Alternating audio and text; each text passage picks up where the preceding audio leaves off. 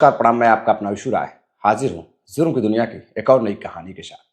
साथियों, कहते हैं कि कभी कभी लालच में इंसान जब पड़ता है तो एक ऐसी कहानी की शुरुआत हो जाती है कि जिसके बारे में सुनकर हर कोई हैरान रह जाता है। लालच बुरी बला है, लेकिन कभी कभी लालच के साथ साथ अगर इश्क हो जाए तो फिर कहानी और भी खौफनाक हो जाती है। आज की कहानी भी कुछ ऐसी ही है। दरअसल साथियों, मैं बात कर रहा हूँ राजस्थान के चित्तौड़गढ़ की। राजस्थान के चित्तौड़गढ़ में एक क्षेत्र लगता है निम्बा हेड़ा। निम्बा हेड़ा में एक महिला का पति शाम को घर से बाहर निकलता है। रात तकरीबन 8 बज जाती है, 8 बज जाता है, 8:30 बज जाता है, लेकिन वो घर नहीं लौटता है।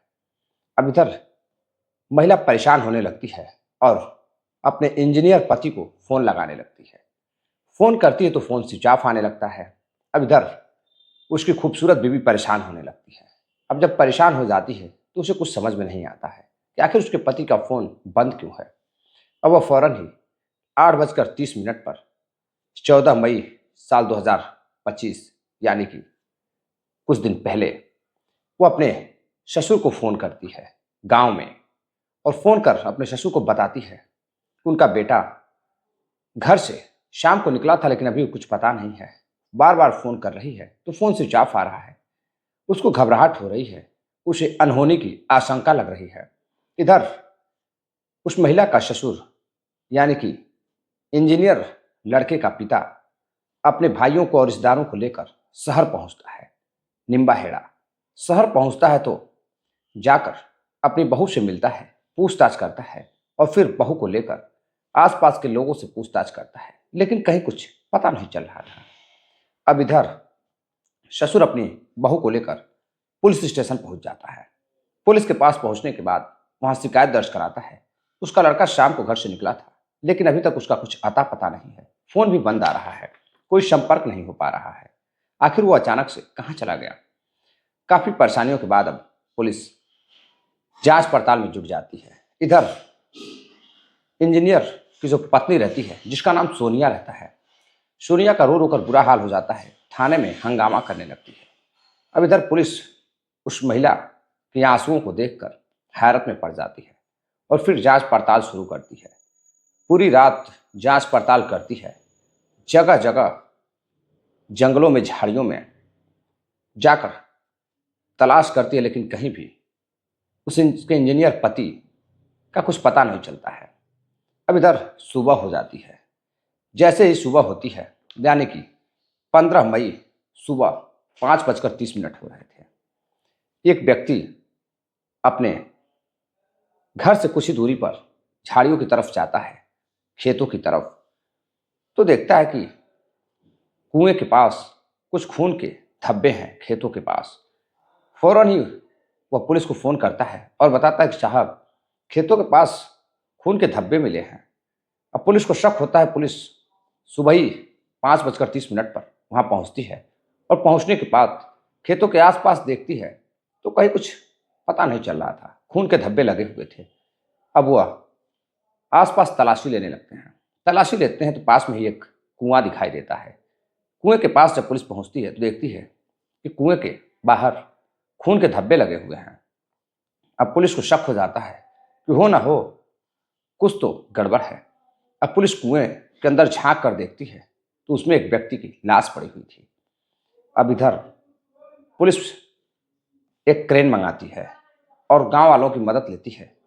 उसके बाद मदद लेकर क्रेन से उस व्यक्ति के बॉडी को निकाला जाता है तो पता चलता है कि वह बॉडी किसी और की नहीं, वही व्यक्ति, वही इंजीनियर जिसका नाम मोतीलाल रहता है, उम्र 32 साल, जो पिछले दिनों गायब हुआ था।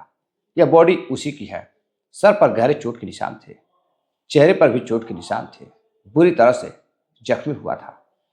अब पुलिस जब कुएं की अच्छी तरह से तलाशी लेती है तो उसमें उसका चप्पल, मोबाइल फोन भी मिलता है। अब इधर पुलिस को लगता है कि कहीं ना कहीं हो सकता है कि गिरने से मौत हुई होगी, लेकिन फिर पुलिस को ध्यान आता है कि खेतों में भी खून लगे थे, तो कहीं ना कहीं कत्ल कर कुएं में फेंक दिया गया है। इधर अब पत्नी से पूछताछ होती है। आसपास के लोगों से पूछताछ होती है तो कहीं कुछ पता नहीं चलता है।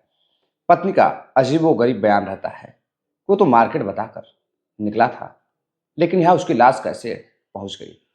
और जैसे ही पत्नी को बुलाया जाता है, वो बॉडी को देखती है, अपने पति की बॉडी को देखती है, रो रो कर बुरा हाल हो जाता है। वो अपने हाथों की चूड़ियां तोड़ने लगती है, मंगलसूत्र तोड़ देती है, सर पटकने लगती है, बेहोश होने लगती है।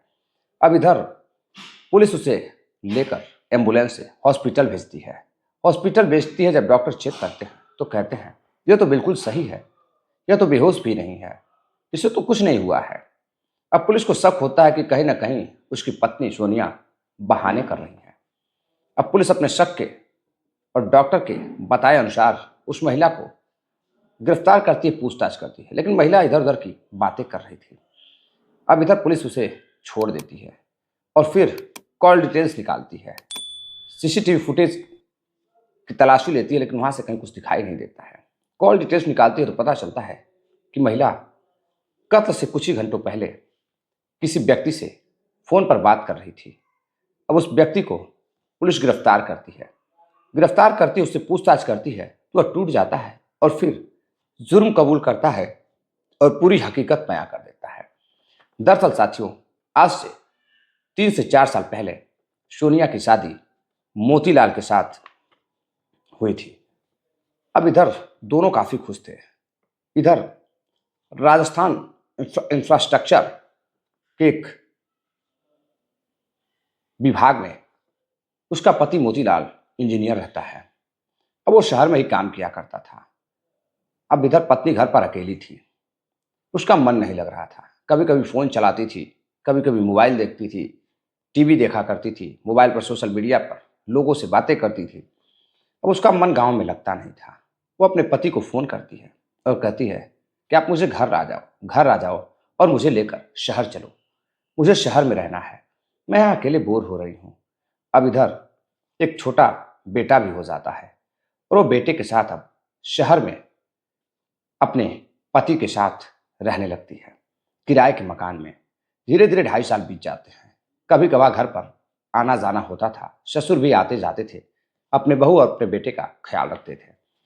अब इसी दौरान एक दिन उसकी पत्नी सोनिया बैंक में किसी काम से जाती है। बैंक में किसी काम से जाती है, भीड़ ज़्यादा रहती है। भीड़ ज़्यादा रहती है तो वह बैंक कैशियर के पास जाती है और फिर अपनी मजबूरियों को बताती है, साथ में बच्चे को भी दिखाती है और बताती है कि बेटा काफ़ी परेशान है, सर थोड़ा जल्दी कर दीजिए। अब खूबसूरत महिला, प्यारी सी मुस्कान और फिर बैंक कैशियर फौरन ही पैसे निकाल कर दे देता है और बातचीत होने लगती है। अब यहाँ से थैंक यू बोलकर सोनिया निकल जाती है अपने कमरे पर। अब आए दिन जब भी जरूरत पड़ती थी तो वह बैंक में जाया करती थी और फिर बैंक कैशियर को सोनिया पसंद आ चुकी थी। इधर सोनिया भी बैंक कैशियर को पसंद करने लगी थी। दोनों एक दूसरे के बातों का दीवाना हो चुके थे। अब दीवानगी का असर इस कदर बढ़ने लगता है कि सोनिया बैंक कैशियर को बेहद प्यार करने लगती है। बैंक कैशियर का नाम रहता है वीर सिंह मीणा। अब इधर वीर सिंह मीणा को मोहब्बत करने लगती है और वीर सिंह मीणा भी उस महिला पर फिदा हो जाता है। पैसे रुपए से हर चीज से लेकर बैंक कैशियर सोनिया की मदद करता था। इधर सोनिया इस कदर दीवानी हो जाती है, उसका नंबर ले लेती है और फिर उससे बातचीत करने लगती है। और जैसे ही उसका पति मोतीलाल घर से बाहर निकलता था, अपने काम पर, अपने साइटों पर जाता था, उसके बाद उसकी पत्नी सच संवर कर सोनिया अपने बच्चे को लेकर निकल जाती थी मिलने के लिए अपने प्रेमी से। इधर बैंक के आसपास वह मिलती थी, बातें करती थी, गप्पे सप्पे करती थी और फिर जरूरत पड़ने पर अपनी ख्वाहिशों को पूरा करने के लिए अपने कमरे पर भी बुला लिया करती थी। इधर अतरंग खेल चलता रहा, लेकिन एक दिन जब उसका पति घर लौटता है तो देखता है कि उसकी पत्नी किसी से बातें कर रही है। अब इधर उसके पति को शक हो जाता है।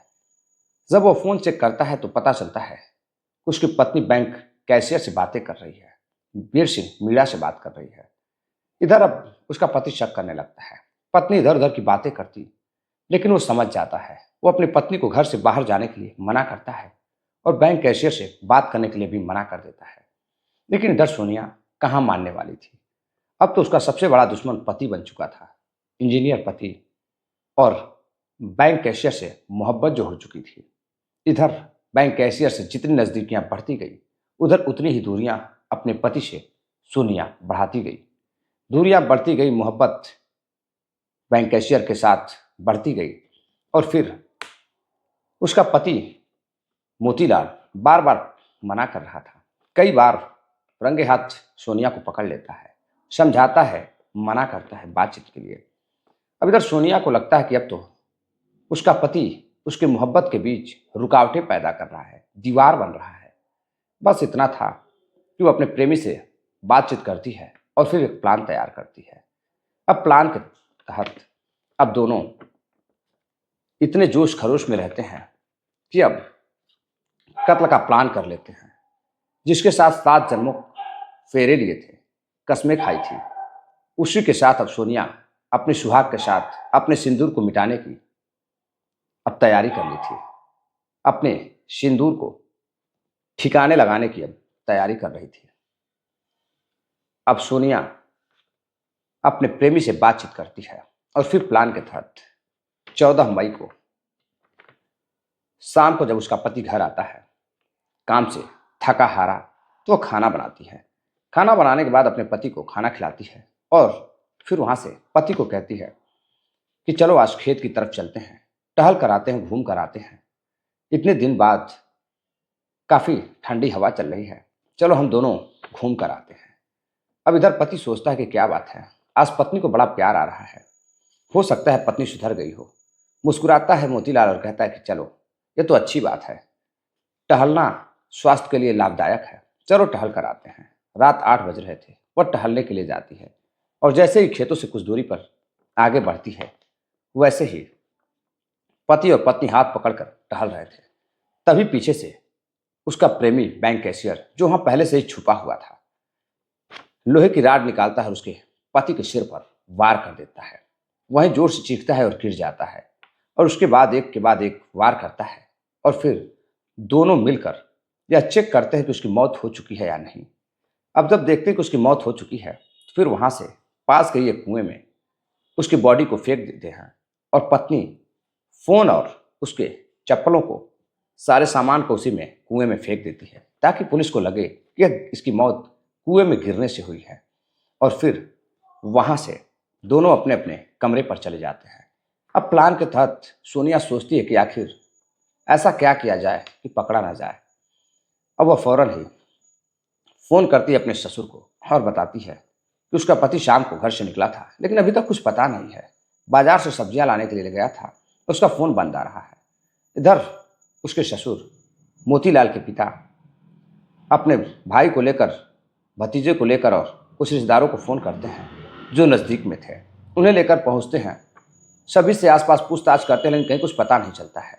अब वह पुलिस स्टेशन पहुंचते हैं और जैसे ही पुलिस को देखती है, सोनिया चीखने लगती है, चिल्लाने लगती है, मेरे पति को ढूंढ कर लाओ, मेरा पति न जाने कहाँ खो गया है, तुम लोग क्या कर रहे हो।